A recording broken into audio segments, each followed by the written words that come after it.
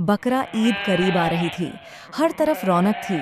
रेहान अपने दादा के साथ बैठा रोज यही सोचता रहता, इस बार हम बकरा कब लाएंगे। रेहान दौड़ता हुआ बाहर गया। दादा जान आ गए। रेहान खुशी से उछल पड़ा। उसे दो दो खुशियां मिली थीं, एक दादा जान की और दूसरी बकरा लाने की। अगले ही दिन सुबह सवेरे रेहान और दादा जान बकरा मंडियान के लिए तैयार हो गए।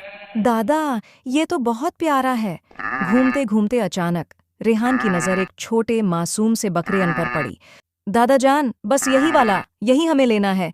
दादा जान मुस्कुराए। अगर तुम्हें पसंद है तो हमें भी पसंद है। वो बकरा लेकर घर आ गए। रेहान ने उसका नाम रखा चीकू। सारे बच्चे चीकू को देखकर खुश हो गए। कोई उसके लिए घास लाया, कोई उसके साथ खेला। जब ईद का दिन आया, घर में सबने नए कपड़े पहने। रेहान गुलाबी कुर्ता पहनकर चीकू के पास गया। फिर वो सबके पास गया और मुस्कुराकर बोला, ईद मुबारक।